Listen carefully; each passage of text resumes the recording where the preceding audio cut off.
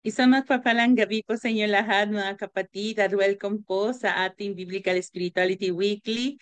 Welcome po sa ating mga kapatid na nandito po sa loob ng ating Zoom meeting. Ganon din po sa ating mga kapatid na sumusubaybay po sa ating at nagjo-join po sa ating Facebook page, sa Facebook live stream. Ganon din po sa ating po mga kapatid na manonood po ito sa Zoom. At maraming salamat po sa lahat ng mga umaten, no? Lahat po ng mga uh, na kikisama po sa ating mga activities. Ito pong buong January, lalong-lalo na po sa last Saturday, no? Noon last Saturday sa ating pong commissioning, no? It was a joy to see all of you, all of us together po at tayo po ay kinomission po ni Cardinal, ang ating minamahal na Cardinal, at sama-sama po tayo nag-renew po yung ating pong pagmamahal sa salita ng Diyos. Ganon din po sa Biblical Apostolate. So, today po mga kapatid, tayo po ay makakaroon ng isang napakagandang na reflection, hindi po lamang po galing po sa ating pong director kay Father Adonis, kundi po sa ating mga kasama sa gabing ito. So ang gabing ito po ay meron po tayong volunteer na parish po at magiging po sila yung ating mga mga kasama po nating sa gabing ito. So magsisimula po tayo sa ating pong summary of the last week's reflection. So ang parish po na tumanggap sa misyon ng pagpapahayag ng salita ng Diyos ay ang San Vicente de Paul Parish or Archdiocesan Shrine of Our Lady of the Miraculous Medal po. So ang ating pong summary ay i-share po sa atin ng ating po masipag na ingat yaman ng ating pong ministry, si Ate Lelani Agoho po. Good evening po, Ate Lan. Magandang gabi po. Wait. Na-unmute yata ako, sister. Naririnig po Opo, ba ako? okay na. Okay. Opo. Magandang gabi po sa ating lahat. Ang nakaraang linggo na exposition ni Father Ado ay tumatalakay sa Ebanghelyo ayon kay San Lucas na nagpapakita ng pagpapahalaga ni Jesus sa kasulatan at sa salita ng Diyos. Ayon sa Ebanghelyo, si Jesus ay pumasok sa sinagoga sa araw ng pamamahinga o Sabbath day, gaya na nakagiwian niya sa tuwing pumupunta siya sa Nazaret. Nang tumayo siya at ibinigay sa kanya ang aklat ni Propeta Isaías, binuksan ni Jesus ang kasulatan sa dakong nagsasabi, "Ang Espiritu ng Panginoon ay sumasa akin, sapagkat hinirang niya ako upang ipangaral sa mga mahihirap ang mabuting balita." Pinaliwanag ni Father Ado na ang karukhaan ay hindi lamang sa material na bagay, ngunit maaring dukha ang isang tao sa kalinisan, sa pag-ibig, o sa liwanag. Dukha o marumi man tayo, sabi ni Jesucristo na siya ay sinugo para sa ating mga dukha. Hindi tinitignan ng Panginoon kung ano ang ating lakas o kung saan tayo magaling. Gayun din, sabi sa Ebanghelyo, sinabi ni Jesucristo na naparito siya hindi para sa mga matutuwid, kundi para sa mga makasalanan. Naparito si Jesus para hindi para sa malulusog, kundi para sa mga may sakit. Sa pagpapatuloy ng kanyang pagbabasa, binanggit niya doon na sinugo siya upang ipahayag sa mga bihag na sila'y lalaya. Pinaliwanag ni Father Ado na ang pagkabihag ay maaaring bihag ka ng isang kaaway. Hindi mo naisasabuhay ang gusto mong buhay dahil bihag ka ng isang uri ng buhay. Ang bihag ay nakakulong o nakabilanggo. Hindi lamang ito totoo sa mga nakabilanggo sa rehas na bakal, kundi maring ito'y totoo sa atin. Marami sa atin ay bihag o nakabilanggo sa kasalanan. Nakabilanggo sa maliit na mundo na nakaraan at hindi maharap ang buhay na ngayon. Ani ni Jesus na parito siya para palayain tayo. Nabanggit din sa Ebanghelyo na naparito si Jesus para makakita ang mga bulag. Ika nga ni Father Ado, hindi lamang ito tungkol sa pisikal na pagkabulag, kundi bulag sa iba't ibang klase ng pagkabulag, tulad ng espiritual na pagkabulag, at hindi pwedeng akayin ng isang bulag ang kapwa niya bulag dahil kapwa sila mahuhulog sa bangin, sabi nga ni Father Ado. Maaring bulag tayo sa purpose ng ating buhay. Kaya sabi ni Jesucristo, naparito siya upang bigyang muli ng liwanag ang mga bulag.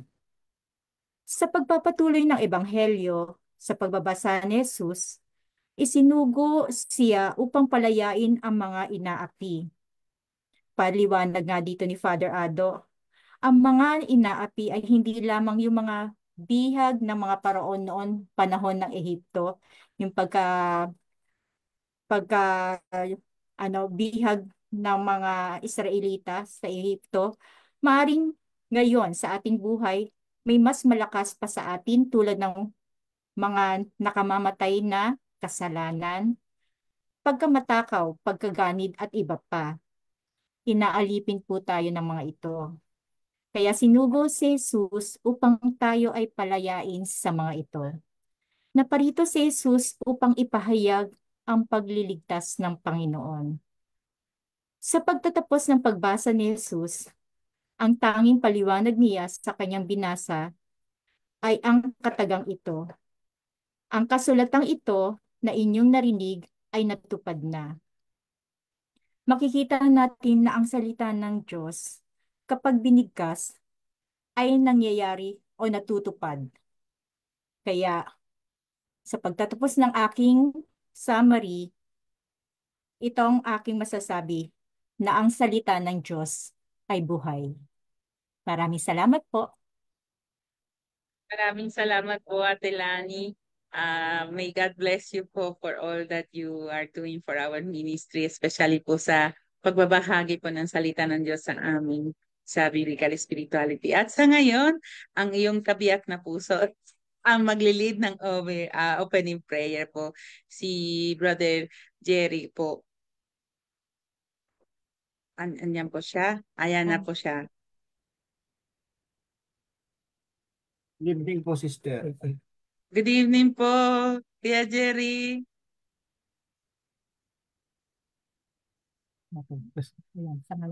Sa ngalan ng Ama, ng Anak, ng Espiritu Santo. Diyos ang masalangit, Amen. pinupuri ka namin dahil sa dakila mong angking kapurihan.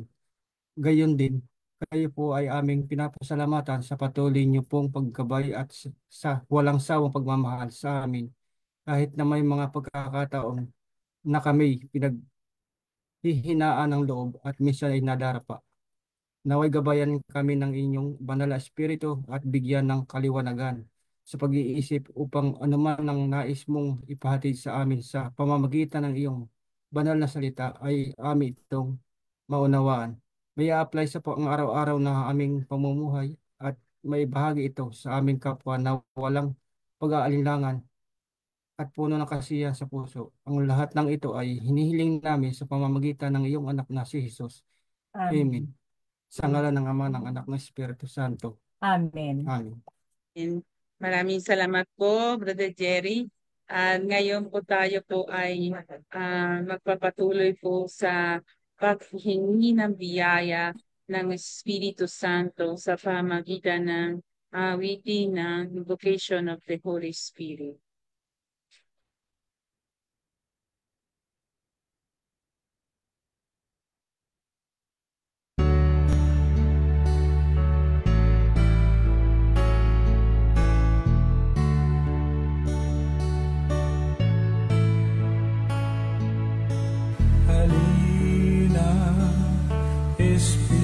Espiritu Santo, kinakailangan kita.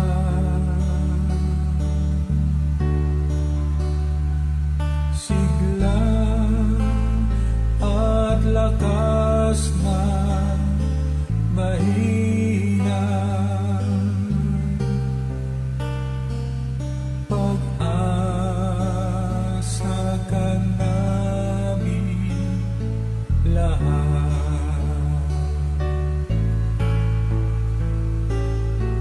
Halina, Espiritu Santo, kinakailangan kita.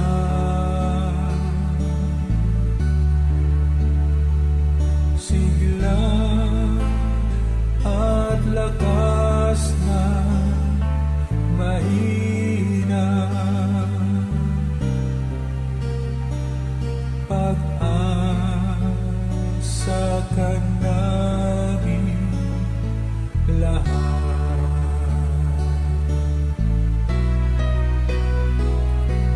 Halina, Espiritu Santo, kinakailangan kita.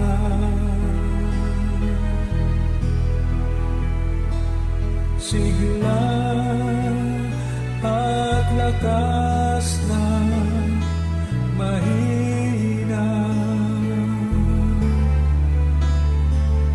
pag-asa ka namin lahat. Pag-asa ka namin lahat.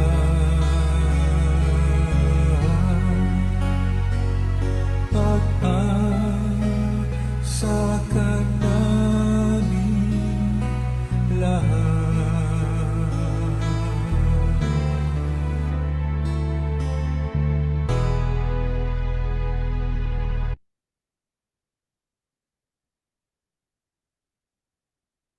Yung mga kapatid, tayo po ay taos pusong buksan ang ating pong mga tenga, ang ating isipan para makinig po ang salita ng Diyos na ay manggagaling po sa Ebanghelyo yung kay San Lucas, dahil po ito po ay ang presentation of the Lord. No? This is the presentation of the Lord Feast.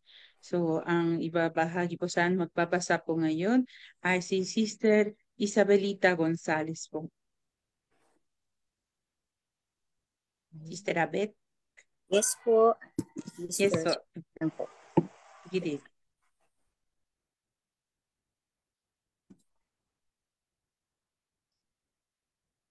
Start na po tayo. Ang mabuting Yes, balita, ang mabuting balita ng Panginoon ayon kay San Lucas. Papuri sa iyo, Praise Panginoon. Panginoon. Nang dumating ang araw ng paglilinis sa kanila ayon sa kautusan ni Moises, si Jesus ay dinala ng kanyang mga magulang sa Jerusalem upang iharap sa Panginoon, sapagkat ayon sa kautusan, ang bawat panganay na lalaki ay nakatalaga sa Panginoon. At naghandog sila ayon sa hinihingi ng kautusan ng Panginoon, mag-asawang bato-bato o dalawang inakay na kalapati. May isang tao noon sa Jerusalem, ang pangalay Simeon. Matapat at malapit sa Diyos ang lalaking ito at naghihintay sa katubusan ng Israel. Sumasa kanya ang Espiritu Santo na nagpahayag sa kanya na hindi siya mamamatay hanggat hindi niya nakikita ang Mesiyas na ipinangako ng Panginoon. Sa patnubay ng Espiritu, pumasok siya sa templo at nang dalhin doon ng kanyang mga magulang ang sanggol na si Jesus upang gawin ang hinihingi ng kautusan, siya'y tinalong ni Simeon. Ito'y nagpuri sa Diyos na ang wika, kunin mo na, Panginoon, ang iyong abang alipin ayon sa iyong pangako, yamang nakita na ng aking mga mata ang iyong tagapagligtas na inihanda mo para sa lahat ng bansa. Liwanag itong tatanglaw sa mga hentil at magbibigay karangalan sa iyong bayang Israel. Namangha ang ama't ina ng sanggol dahil sa sinabi ni Simeon tungkol sa kanya. Binasbasan sila ni Simeon at sinabi kay Maria, "Tandaan mo, ang batang ito'y nakatalaga sa ikapapahamak o ikaliligtas ng marami sa Israel. Isang tanda mula sa Diyos, ngunit hahamakin ng marami, kaya't mahahayag ang kanilang iniisip. Dahil diyan, ang puso mo'y para na ring tinarakan ng isang balaraw." Naroon din sa templo ang isang propetang babae na ang pangalay Ana, anak ni Phanuel, na mula sa lipi ni Aser. Siya'y napakatanda na. 7 taon lamang silang nagsama ng kanyang asawa nang siya'y mabalo. At ngayon, 84 na taon na siya. Lagi siya sa templo at araw-gabi sumasamba sa Diyos sa pamamagitan ng pag-aayuno at pananalangin. Lumapit siya ng oras din yun at nagpasalamat sa Diyos. Nagsalita rin siya tungkol kay Jesus sa lahat ng naghihintay sa pagpapalaya ng Diyos sa Jerusalem.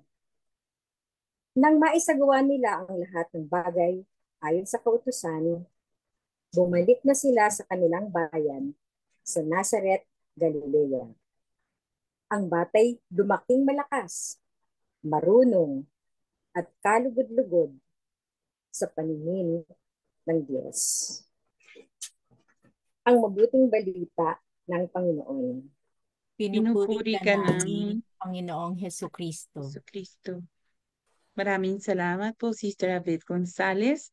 At ngayon tayo po ay makikinig at magpatuloy sa pagninilay po sa pakinggan natin sa ang isang awit.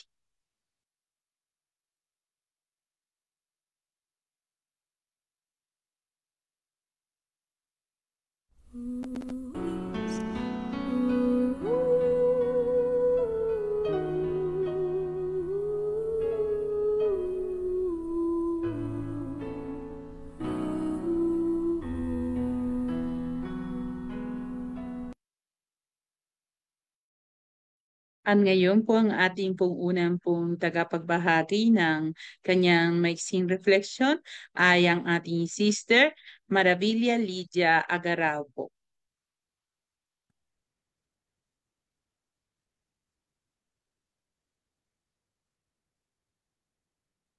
Magandang gabi po sa ating lahat. Gabi. Reflection ko po ay narinig po ba ako, sister? Yes po, sis. Opo, ay Yes po. Yes po, ate. babahagi po ang 5 tema, no? So, as members of the Ministry of Biblical Apostolate, this passage holds special significance for us. It reminds us of our mission to deepen our understanding of the scriptures and to share the light of God's word with others. And in this, I share 5 themes. First, obedience to God's will. Just as Mary and Joseph faithfully followed the law of Moses, we are called to be obedient to God's word and to live out its teachings in our daily lives. Our commitment to studying and sharing the Bible helps us grow in faith and encourages others to do the same. The second theme, which is recognition of the Messiah. Simeon and Anna's recognition of Jesus as the Messiah highlights the importance of being attuned to the Holy Spirit. As members of the Ministry of Biblical Apostolate, we strive to discern God's presence in our lives and to help others recognize Jesus as their Savior through our ministry. The third theme, light for all nations. Simeon's proclamation that Jesus is a light for revelation to the Gentiles And the glory of Israel underscores the universal nature of our mission. We are called to bring the light of God's word to all people, regardless of their background or circumstances. Our ministry aims to make the scriptures accessible and relevant to everyone. The fourth theme, prophecy of suffering. The prophecy of suffering reminds us that following God's will often involves sacrifice. As we dedicate ourselves to the ministry, we may face challenges and difficulties. However, we can find strength in knowing that our efforts contribute to God's greater purpose and the spread of His word. And the last theme, faith and devotion. Anna's constant presence in the temple and her devotion to worship and prayer serve as an example for us. Our commitment to studying the Bible and engaging in prayerful reflection helps us grow in our relationship with God and equips us to support others in their faith journey. Finally, in our role as members of the ministry of biblical apostolate, we are called to be faithful stewards of God's word, to recognize and proclaim Jesus as the Messiah, and to bring the light of the scriptures to all people. This passage encourages us to remain steadfast in our mission, trusting in God's faithfulness and relying on His guidance as we share the good news with others. Gandang gabi po, sir. Maraming salamat po, Sister Lydia po. May God bless you po. And you are one of our newest members in the Biblical Apostolate. It's a joy to have you with us po. Ang ating pong second share po sa gabing ito ay si Sister Estela Abiok po. Good evening po, Sister Estela. Good evening po, Sister. The feast of the presentation of Jesus at the temple is also known as the Feast of the Encounter. The first encounter between Holy Family and God's people. Represented with Simeon and Anna, Jesus is at the center. Natuwa ang mga elders sa pagharap sa kanila ng batang si Jesus. Ako bilang servant of God, na-encounter ko si Jesus pag may mga humiliation. Doon kasi nasusubok ang aking humility. Bilang member ng Commission on Family and Life, also kami mag-asawa, na-encounter namin si Jesus kapag may pamilyang nag-struggle at gustong bumitaw. Kapag may buhay na gustong bumigay. Ang mission natin lahat, ay ipakilala si Jesus. Nasa Kanya, kay Jesus, may pag-asa. Siya ang buhay. Kay Jesus tayo lumapit kasi siya ang ating kaliwanagan. Bilang pilgrim sa mundong ito, nakikita natin na meron tayong encounter with Jesus.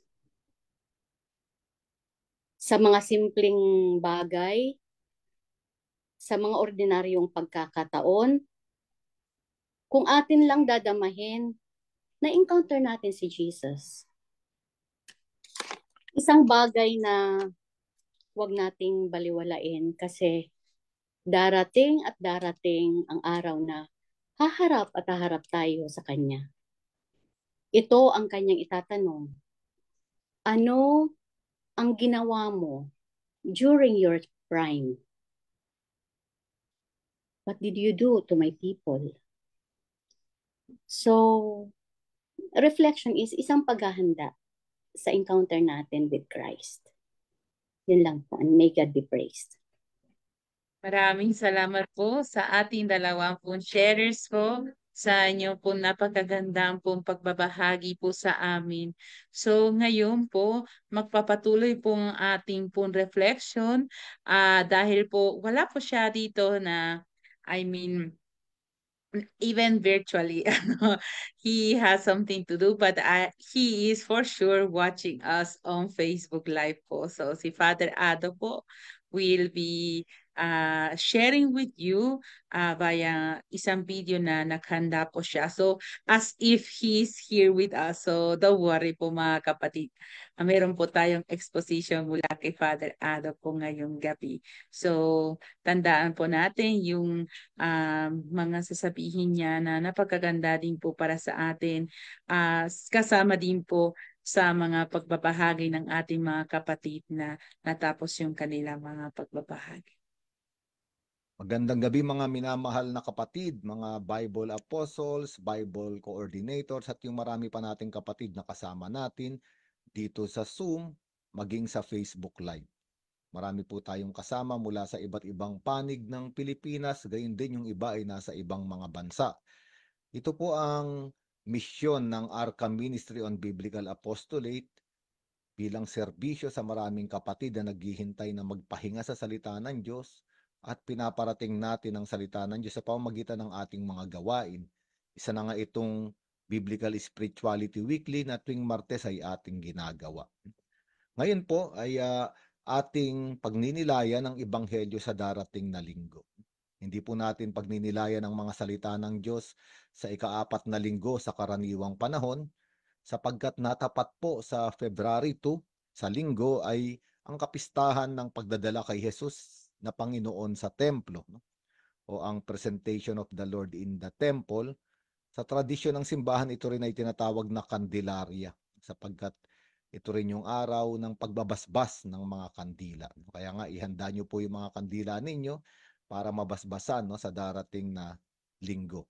Ngayon ang ating ebanghelyo po ay mula kay San Lucas, Kabanata 2, talata 22 hanggang 32. Ito po yung shorter form. Merong mas mahabang form, no? Ito yung hanggang versikulo 40 o verse 40. Ngunit dahil nga limitado ang ating oras, pagnilayan na lang po natin yung shorter form, no? Makikita natin sa unang talata o sa unang versikulo ay ang pagsapit ng araw ng kanilang pagtupad sa seremonya ng paglilinis ayon sa kautusan ni Moises at pumunta sila sa Jerusalem. Dinala nila ang sanggol upang iharap sa Panginoon. Alam po natin itong ritual of purification ay nakaugat pa, no, sa lumang tipan at ito ang ginawa ni Birheng Maria at ni San Jose. Ayon sa aklat ng Leviticus chapter 12, kung ang isang babae ay manganak ng lalaki at ayun yung nangyari kay Birheng Maria, 7 araw siyang ituturing na marumi. Tulad ng panahong siya ay may menstrual period, no? Sapagkat ayon sa Biblia ang dugo ay buhay. Kaya nga yung babaeng merong period o may regla ay tinatagasan ng dugo, ibig sabihin lumalabas yung buhay sa kanya. Ngunit ang panganganak naman ng isang babae sa isang sanggol na lalaki ay hindi naman ibig sabihin na dinugo lang at may nawalang buhay. Ang katotohanan nga kaya nanganak ng lalaki dahil nagkaroon ng buhay. Ganun pa man, sinabi sa aklat ng Leviticus na siya ay magiging marumi sa 7 araw. Ngayon, pagdating ng ika-8 araw ay malinis na, no, ang nanganak na babae at sa ika-8 araw doon din ginagawa yung pagtutuli sa sanggol na lalaki. At ito yung nangyari kay Hesukristo. Kung babasahin natin yung paragraph o verse bago itong ebanghelyong pinagninilayan natin, doon sinabi na tinuli rin ang Panginoon at doon din yung araw na ibinibigay ang pangalan. Kaya nga 7 araw ng paglilinis at sa ika-8 araw ay pagtutuli sa bata. Ngunit pagkatapos nun, kailangan pa ng 33 araw na paghihintay, no, bago ituring na totoo ng malinis ang babae ayon sa aklat ng Leviticus. Kaya nga hindi siya dapat humawak ng anumang bagay na sagrado at hindi dapat pumasok sa santuario hanggang hindi natatapos ang takdang panahon. Kaya nga, maghihintay pa sila ng 33 days bago sila pumunta sa templo. Kaya nga, kung susumahin, 7 araw at 33 araw, 40 araw. Kaya nga, ang konteksto ng ating ebanghelyo ngayon ay 40 days, no? After ng kapanganakan ni Jesucristo, saka pa lamang pumunta sa templo, no? Ang banal na mag-anak.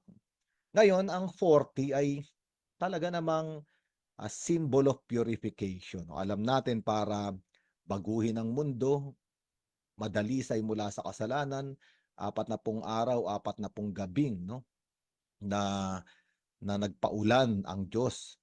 Kaya nagkaroon ng bagong sangkatauhan, bagong tipan sa pamamagitan ni Noah. Ganon din, 40 taon na dinalisay ang bayang Israel bago sila pumasok sa lupang pangako. At maalam din natin, no, 40 araw, 40 gabi na natili si Moises, no, sa bundok ng Sinai bago ang bayang Israel bilang bayan ng mga alipin ay magkaroon ng tipan sa Diyos at sa panahong iyon ay maging bayan ng Diyos. Kaya nga, itong 40 araw ng paghihintay, no, ni Birheng Maria at ni San Jose ay panahon ng paghahanda at pagdadalisay, no? Hanggang dalhin nga nila sa araw na iyon, sa ika-41 araw, ang sanggol na si Jesus sa templo, no? Ngayon, bakit ba dinadala ang sanggol, ang firstborn son sa templo, no? Sabi sa ebanghelyo natin, sapagkat ganito ang nasusulat sa kautusan ng Panginoon, bawat panganay na lalaki ay itatalaga sa Panginoon.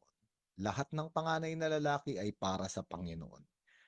At ito rin ay nakaugat sa lumang tipan, no? Kapag binasa natin yung Exodus chapter 13, ang sabi roon ng Diyos, ilaan ninyo sa akin ang mga panganay sapagkat akin ang lahat ng panganay na lalaki sa Israel, maging tao o hayop. Kapag ibinaba pa natin, no, sa Exodus chapter 13 sa mga susunod pang bersikulo, sinabi roon, ibukod ninyo para sa kanya ang lahat ng panganay na lalaki. Kanya rin ang lahat ng panganay na lalaki ng inyong mga hayop. Lahat ng panganay na lalaki ng mga asno ay tutubusin ninyo ng tupa. Kung ayaw ninyong tubusin, baliin ninyo ang leeg nito.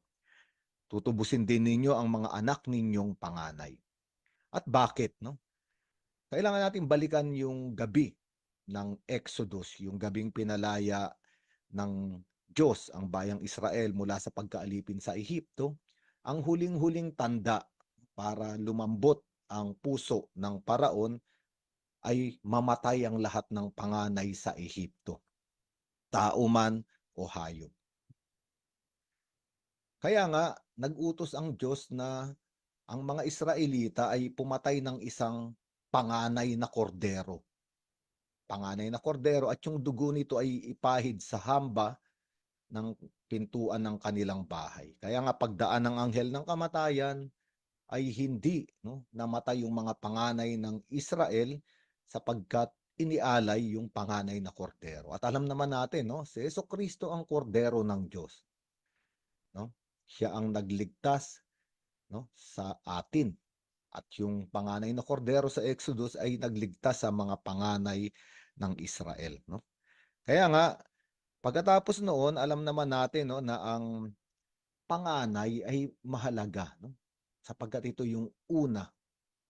At ito yung una ay para sa Diyos. Ang ibig sabihin sa kasulatan, lahat ng una, the first ones, the best ones ay iniaalay sa Panginoon. Ito yung pagpapahayag na inuuna ng tao ang Diyos. Okay? Kaya nga, pag pinagpatuloy natin ebanghelyo, sinabi roon, nag-alay din sila ng handog na nakasaad sa kautusan ng Panginoon, magkapares na ibong bato-bato, o kaya'y 2 inakay na kalapati. At mahalaga iyon, no? Sapagkat alam natin na sa lumang tipan, kapag mag-aalay, no, para tubusin yung panganay, no, kailangan maghandog ng tupa. No, bakit? Kasi yung kordero nga, ang panganay na kordero ang pinatay sa panahon ng Exodus para maligtas yung panganay ng mga Israelita. Ngunit sabi roon, kung hindi kaya, hindi kaya sa kakayahan ng pamilya economically, maaari silang magdala ng dalawang bato-bato o dalawang kalapati.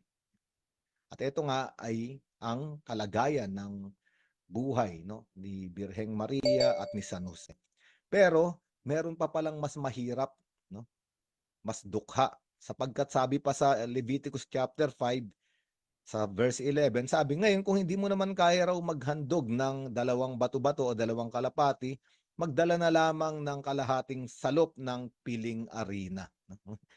Yung arena, yung ginagawang tinapay. No? At makikita natin na lahat ng ito ay kumakatawan, no, sa misyon ng ating Panginoong Hesukristo.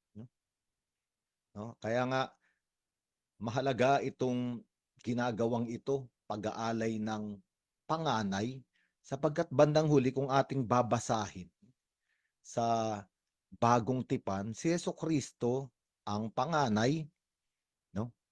Ngunit siya rin ang parang pinakaunang bunga.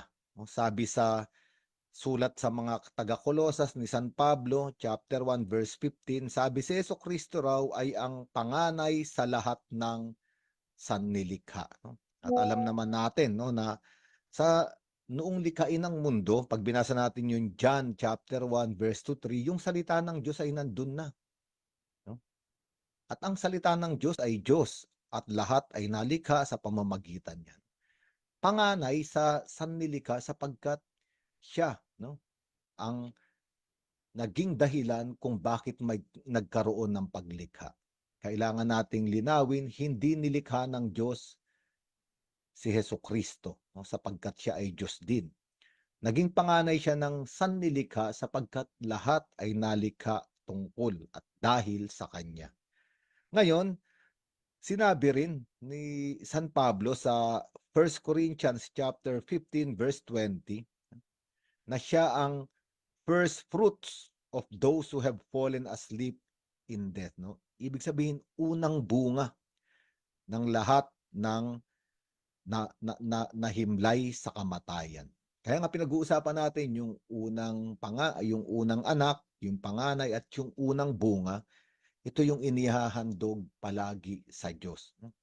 Ngayon, makikita natin na bakit ba si Hesukristo ang unang bunga o ang pinakapanganay sa lahat ng nahimlay sa kamatayan. Sapagkat si Hesukristo rin ang kauna-unahan na lumabas mula sa kamatayan, no, at muling nabuhay. Kaya nga napakaganda nitong ating ebanghelyo na pinagninilayan sapagkat ang pananampalataya kay Hesukristo ay tumatawag sa atin unang-una na maniwala na lahat tayo ay nalikha dahil kay Hesukristo. At dahil tayo ay nalikha sa pamamagitan ng Hesukristo, tayo rin ay may karapatang tumawid mula sa kamatayan patungo sa muling pagkabuhay. Totoo, ito ay maaaring mangyari sa araw na tayo ay mahimlay at tayo ay muling buhayin ng Diyos. Ngunit itong salitang ito ay mahalaga rin sa atin ngayon, no? Sa ating existential na karanasan sa paglalakbay sa buhay ngayon sapagkat araw-araw sa buhay natin, sa buhay ng tao ay may mga kamatayan. Hindi kamatayang pisikal. Ang tawag dito ay ontological death, no? Yung mga karanasang nakamamatay. Kaya nga sinasabi natin, no, kapag may narinig tayong masakit na salita, para tayong namamatay. Kapag merong mabigat na pangyayari sa buhay, malaking suliranin, krisis sa pamilya, para tayong namamatay. Ngunit ang salitang ito ay mahalaga sapagkat meron ng lumabas sa kamatayan. Meron ng muling nabuhay. Kaya nga ang Kristiyano, totoo, dumadana siya ng kamatayan, ngunit dahil ang kanyang Panginoon ay Panginoong muling nabuhay, paulit-ulit siyang bumabangon. Paulit-ulit na tumitindig at napakagandang mensahe sa atin ngayon. Sapagkat kung sino man sa gabing ito, yung ganun ang kalagayan, parang namamatay, parang nawawalan ng pag-asa, ang sinasabi ng ebanghelyong ito, palaging may pintuan upang lumabas. Kaya nga, ang mga Kristiyano, lalo na ngayon sa panahon ng Hubileo, tayo ay pilgrims of hope, naglalakbay ng may daladalang pag-asa. At ano nga yung pag-asa natin? At binigyan nga ng diin dito sa ating ebanghelyo ang pag-asa natin na totoo. Tayo minsan ay nalulugmok, ngunit sa ating pag-asa, dahil sa ating Panginoong Hesukristo, tayo ay bumabangon muli. Tayo ay nadadapa, ngunit tayo ay tumatayong muli. No, tayo ay nanghihina, ngunit nagkakaroon muli ng lakas. No, tayo minsan ay naliligaw, ngunit natatagpuan muli natin ang landas. Tayo ay namamatay sa bigat ng dinadaanan sa buhay, ngunit muling nabubuhay. No, kaya nga, kung pagpapatuloy natin itong ebanghelyo, nung mga panahong iyon, nung inalay ni Birheng Maria at ni San Jose, dinala sa templo ang sanggol na si Jesus, may isang tao doon sa Jerusalem, ang pangalan ay Simeon. No? Sabi sa ebanghelyo natin, isa siyang lalaking matuwid, may takot sa Diyos at naghihintay sa katubusan ng Israel.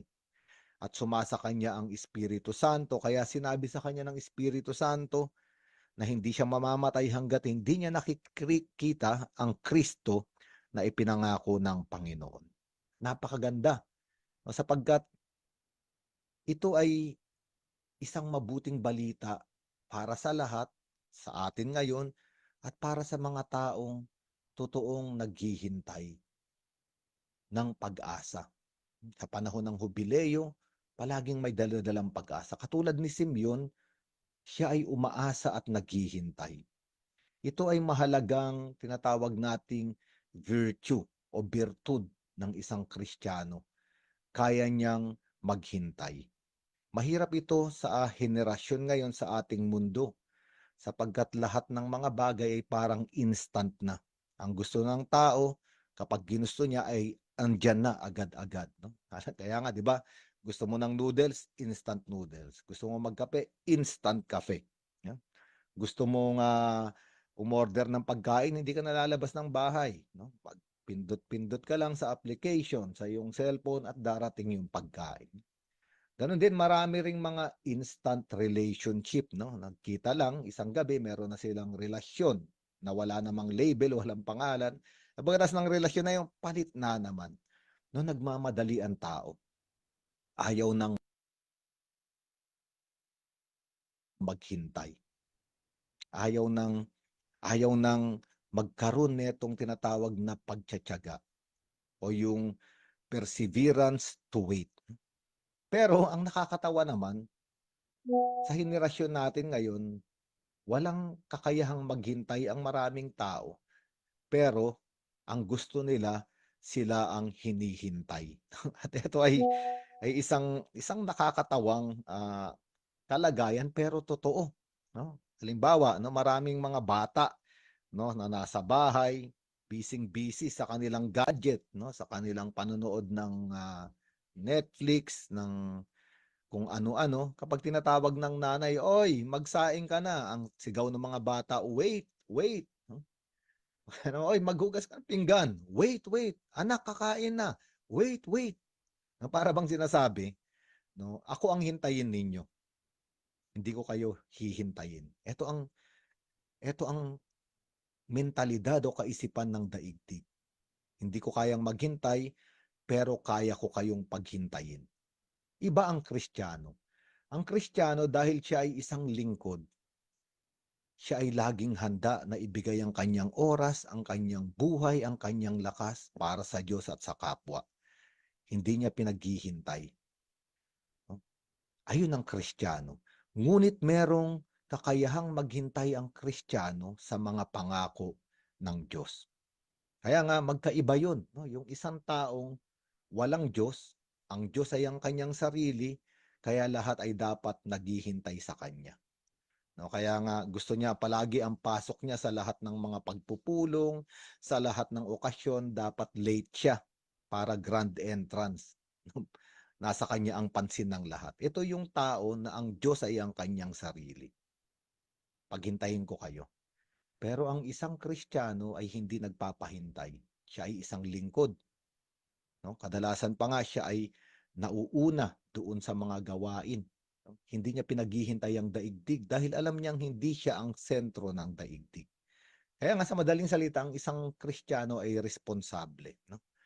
Kaya nga palagi siyang punctual dahil alam niya na sa kanyang pakikipag-isa sa mga gawain, kailangan siyang makatulong doon para tumakbo at umusad ang mga gawain.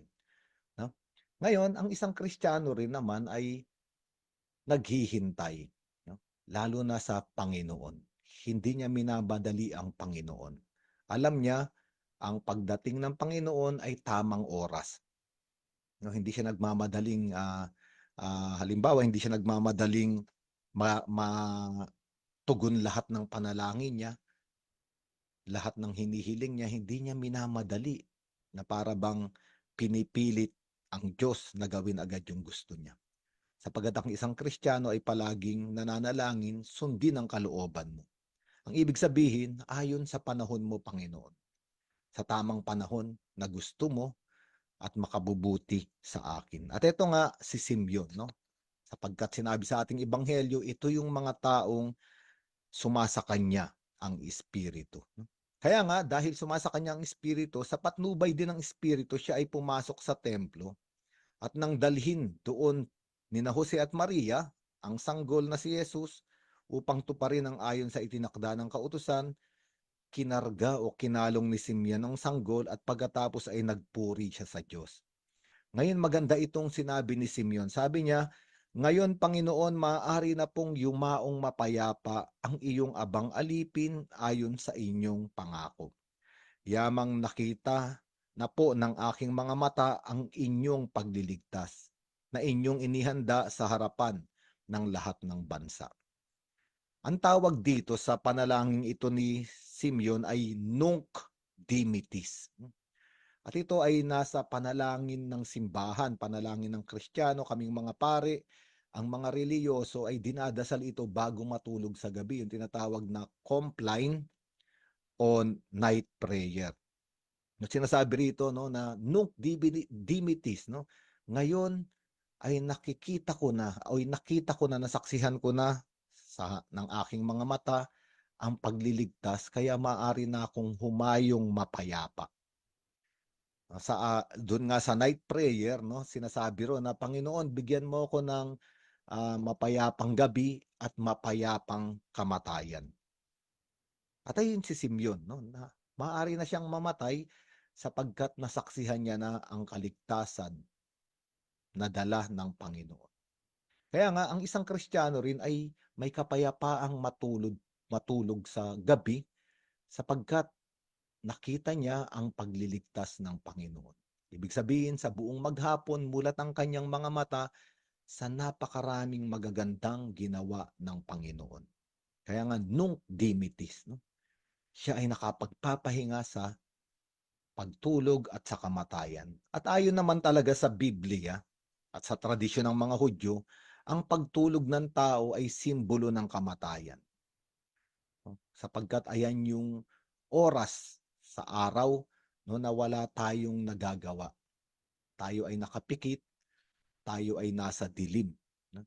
Kaya nga, ang pagtulog ay larawan ng kamatayan. No, kahit naman sa katuruan ng simbahang Katolika, ang mga namamatay ay pumapasok sa dinadala sa sementeryo. Yung sementeryo ay galing sa salitang Griegong koimao.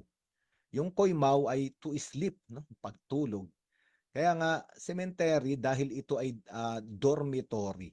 Dormitory, ang ibig sabihin ng salitang dormitory, galing sa salitang dormire, is to sleep, no? Magpahinga, mahimlay, matulog, hanggat muling gisingin, no, ng Panginoon. Kaya nga, ang buhay daw natin ay katulad ng isang buong araw, no? Parang yung isang buong araw ay paradigm ng buhay ng tao. Sa gabi, tayo ay makikiisa sa kamatayan sa ating pagtulog. Sa pagbubukang liwayway, sa pagsapit ng liwanag, muling pagkabuhay, no? Bubuhayin uli ng Panginoon at haharap tayo sa bagong araw, no? Para bang bagong panganak daw ang tao sa umaga, no? Tahimik, nagsisimulang mabuhay. Pagdating naman daw ng tanghali, ito na yung kainitan ng araw. Pagod na sa paggawa ang tao. At ito rin yung simbolo ng katanghalian ng buhay. Totoong marami tayong hinaharap, no, ng mga pagsubok, mga pagdurusa, mga hilahil, krisis. Pagdating ng hapon, ito naman yung simbolo na yung tao ay unti-unti nang nagawa yung lahat ng dapat niyang gawin at kailangan niya ng magpahinga. Ito naman yung panahon daw ng buhay na para bang tumatanda na tayo, yung pagdadapit hapon ng buhay. At pagsapit na talaga ng gabi, kailangan na nating mahimlay, kailangan na nating isang araw ay mamatay. No, ito na yung pagkakataon na sana sa buong araw ay nakita natin ang pagliligtas ng Panginoon. O pwede nating sabihin, sana sa buhay nating ito, bago tayo talaga tumanda at mahimlay sa kamatayan, nakita natin yung pagliligtas ng Panginoon. Ito yung panalangin na napakahalaga sa panalangin ni Simeon, Nunc Dimittis. No? Kaya nga ngayon, pagkatapos ng Biblical Spirituality Weekly natin, sana ito rin yung panalangin natin. No? Panginoon, nakita ko na ang kaligtasan mo. Maaari na akong humayo sa kapayapaan.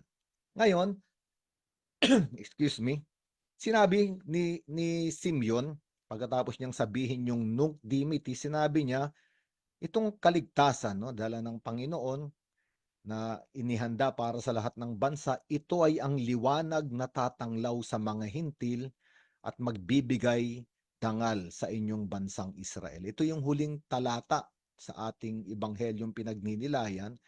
Ito ay paksa o tema tungkol sa liwanag. No? Kaya nga, ang tawag sa linggo, maliban sa presentation of the Lord in the temple, ang tawag din ay Candlemas, Candelaria. No?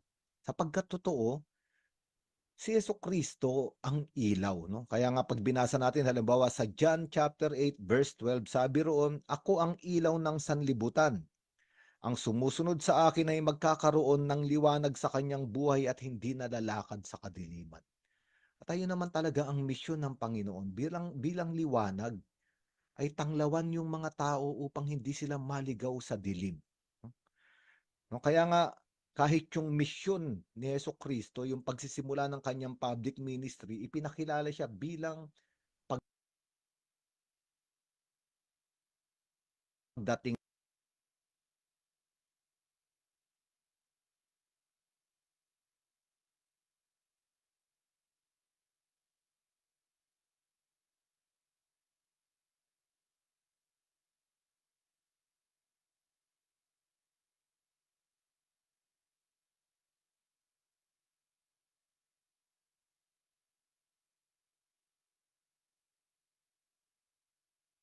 ng ilaw. No? Kapag binasa natin halimbawa yung Ebanghelyo ni San Mateo, sinabi roon, yung sinabi ni Propeta Isaias, no, sa chapter 9 ng ni Propeta Isaias ay inulit sa Ebanghelyo ni San Mateo. Sabi roon, ngunit hindi na siya sa Nazaret nanirahan kundi sa bayan ng Capernaum. No, dahil nagsimula na yung misyon niya sa baybayin ng lawa ng Galilea na sakop ng Zebulun at Naphtali. Sa gayon natupad ang sinabi ni Propeta Isaias, lupain ng Zebulun at lupain ng Naphtali, daanang papunta sa lawa sa ibayo ng Hordan sa Galilea ng mga hintil. Ang mga taong nasa kadiliman ay nakakita ng maningning na ilaw. Sa mga nakatira sa lilim ng kamatayan ay sumikat ang liwanag. Kaya nga, ayun ang misyon ng ating Panginoong Jesucristo. Liwanagan yung mga nasa dilim. Ngayon, aminin man natin o hindi, buong katapatan maaari nating sabihin na minsan sa ating buhay ay nasadlak din tayo sa kadiliman. Anong bang ibig sabihin ng kadiliman?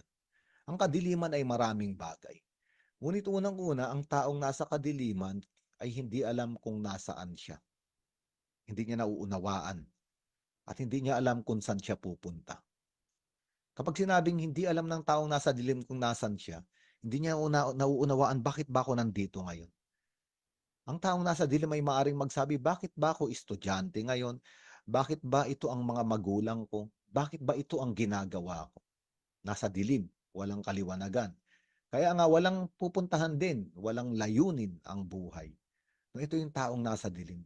Pangalawa, ang taong nasa dilim, kadalasan, ang nararamdaman niya, siya ay nag-iisa at siya ay puno ng takot. Sapagat ang taong nasa dilim, hindi niya makita na may ibang tao sa buhay niya. Kaya nga siya ay nag-iisa at nanginginig sa takot dahil sa pagkalungkot nalulumbay, na para bang wala siyang kaagapay sa kanyang pinagdadaanan. Ngayon, pangatlo, ang taong nasa dilim ay taong malayo rin sa liwanag, ibig sabihin malayo sa Diyos. Kaya nga, nandun siya sa dilim, kaya nga sinabi ni San Pablo paulit-ulit, yung mga gumagawa ng kasalanan ay ginagawa sa dilim. No? Sabi ni San Pablo, hindi na tayo mga anak ng dilim, tayo ay mga anak na ng liwanag.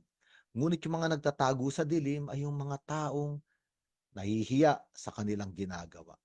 At sabi ko nga kanina, maaring isang araw sa ating buhay, isang panahon, nasadlak din tayo sa dilim.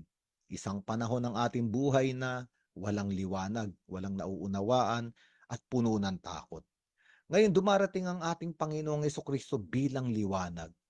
Ang maganda, ang liwanag ng Panginoong Hesukristo ay liwanag ng pag-ibig. Ang ibig sabihin, tinatanglawan niya tayong mga nasa dilim, hindi upang husgahan ang ating kadiliman. Hindi, ayun ang misyon ng liwanag. Ang misyon ng liwanag ay totoo, ipakita na tayo ay nasa dilim, ngunit sa pamamagitan ng kanyang liwanag ay ituro yung daanan palabas sa kadiliman.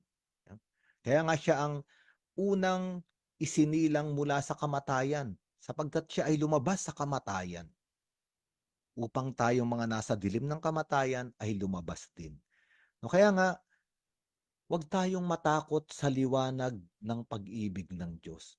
Minsan, kapag maliwanag na maliwanag, halimbawa sa ating silid, sa ating bahay, kapag maliwanag na maliwanag, nakikita natin yung mga marurumi, yung mga basura, yung maliliit na bagay na alikabok, dahil maliwanag. Pero, maliwanag upang ituro sa atin ano ba yung dapat ayusin, ano ba yung dapat linisin, at ayun din ang ating buhay. Dumarating ang Panginoon bilang liwanag, hindi para kondenahin yung mga mali, yung marumi, yung mga kailangang ayusin. Hindi niya bibigyan diin yun para tayo ay akusahan. Dumating ang liwanag para sabihin, ito na yung pagkakataon na nakikita mo na, liwanagan na, ayusin na.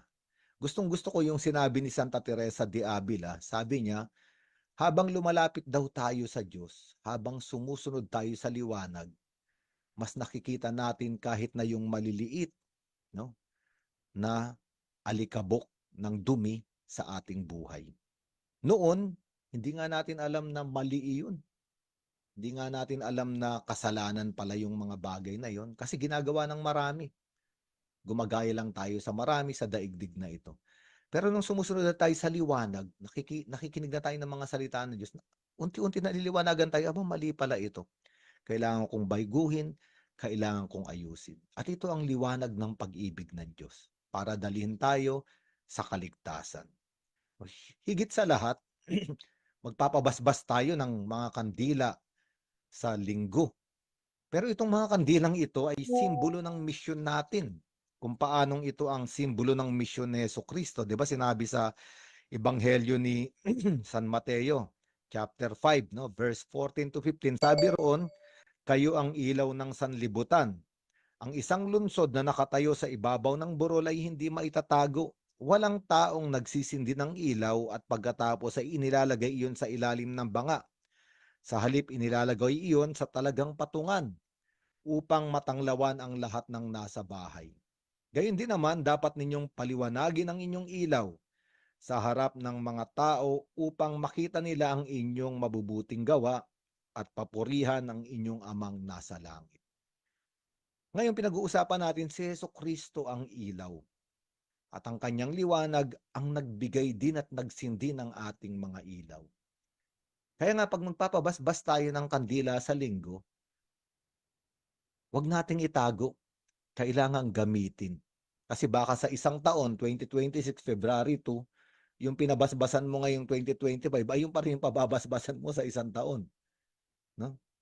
Walang dahilan na wala yung layunin. Kaya nagpapabasbas ng ilaw para magbigay ng liwanag. At ito ay totoo rin sa buhay natin, sa ating misyon. Tayo ay binigyang liwanag ng Panginoon upang kasabay nun tayo rin ay maging liwanag sa iba. Sa mga nasa dilim.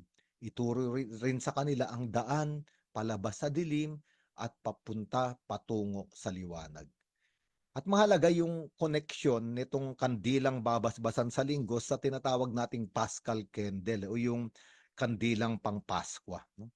Dahil itong kandila sa linggo, simbolo ito ng kapanganakan ng sanggol na si Jesucristo na magiging liwanag sa sanlibutan. Yung Paschal Candle naman, ito ay simbolo, no, ng muling pagkabuhay ng Panginoon. At tandaan natin, ito ang Panginoon, ang liwanag ng Panginoon. Sapagkat ang huling bagay na maaari nating pagnilayan, lahat ng liwanag, lahat ng ilaw, kahit yung mga fluorescent, LED light natin, flashlight, yung mga kandila, yung mga lampara, lahat yan habang nagbibigay ng ilaw ay unti-unting namamatay. Yung kandila habang nagbibigay ng liwanag ay nauupos. At ito ang ating Panginoong Hesukristo.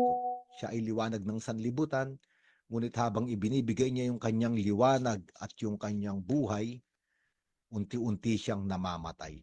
Pero ang maganda, itong kamatayan ng Panginoon ay winasak na at lumabas siya, no, bilang totoong liwanag sa muling pagkabuhay.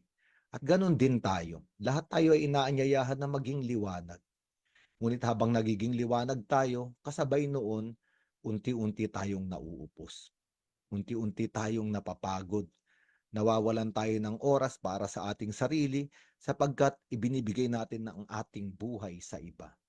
Kaya nga, sa ebanghelyong ito ng paghahandog sa batang sanggol na si Jesus sa templo, napakaraming mensahe. Ngunit isa lamang din yung dapat natin tandaan.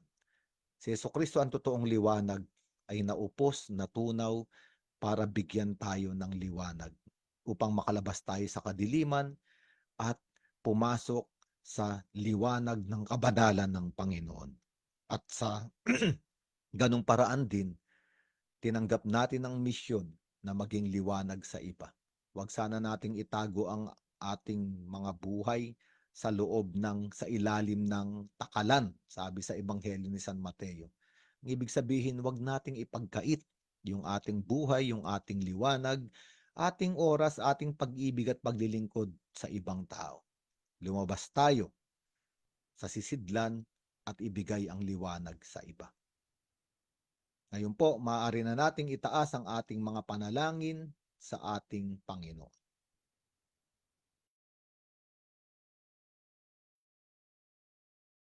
Ang po mga kapatid, so ngayon, pwede po tayo ikas po yung ating mga panalangin sa ating Panginoon.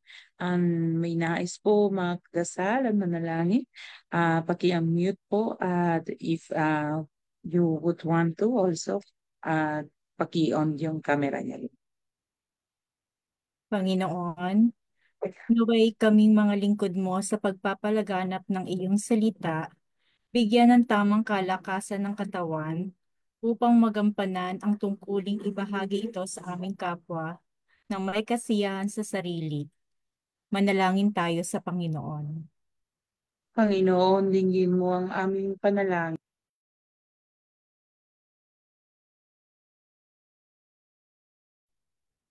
Nawa Panginoon, bigyan niyo po ang Espiritu Santo para magbigay ng kaliwanagan sa mga bagay po na malabo sa amin sa ngayon.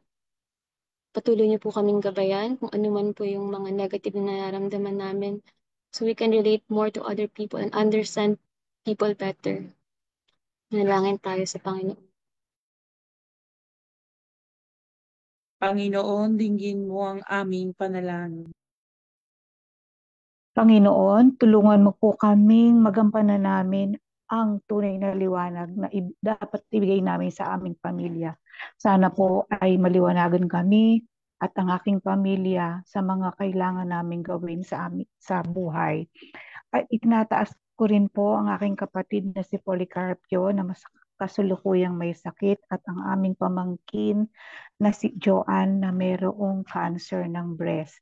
Sana po Panginoon ay maging tulay po ako o aking pamilya sa kaliwanagan na matulungan sila kung sa aming kaabot na makakaya. Ipanalangin natin sa Panginoon. Panginoon, dinggin mo ang aming panalangin. Panginoon, kami po ay lumalapit sa iyo. Nawa, katulad ni Simeon, kami rin po ay magkaroon ng pusong nananabik sa Panginoon na siya ay aming makatagpo sa bawat misa na aming pinupuntahan at aming makatagpo sa bawat pangyayari ng aming buhay. Magsilbi nawa na liwanag at tanglaw namin siya sa aming buhay, sa lahat ng aming mga pinagdaraanan sa araw-araw. Manalangin tayo sa Panginoon. Panginoon, Panginoon, dinggin mo mo ang aming palangin.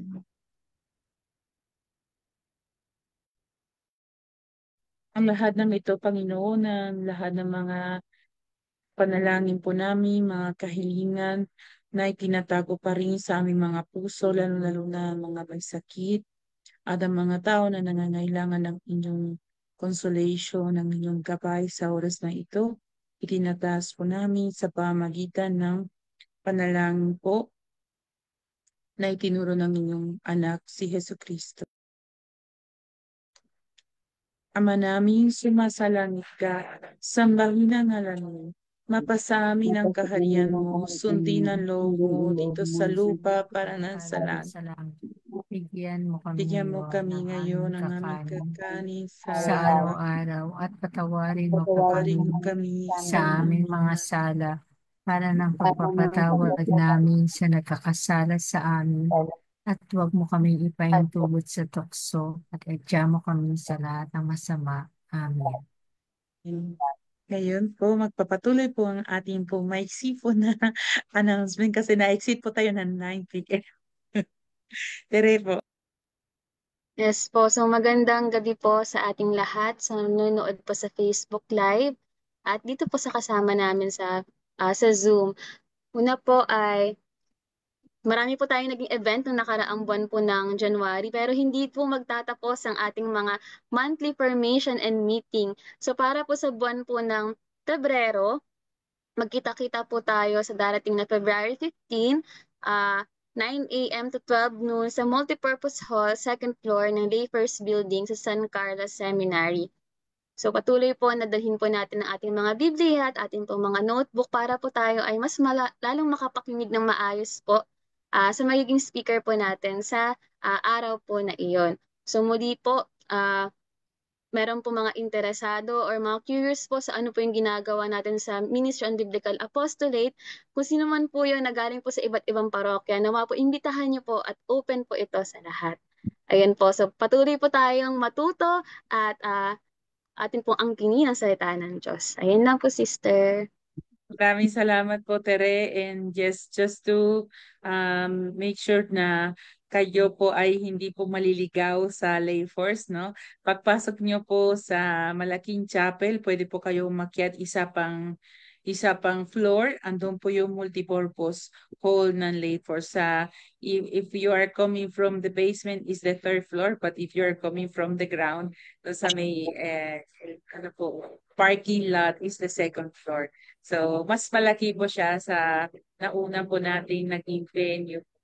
At ganoon din po gusto ko po sana ma-special mention po yung ating mga kabataan na galing po sa Bible Youth Camp na nandito po sa ating pong Zoom.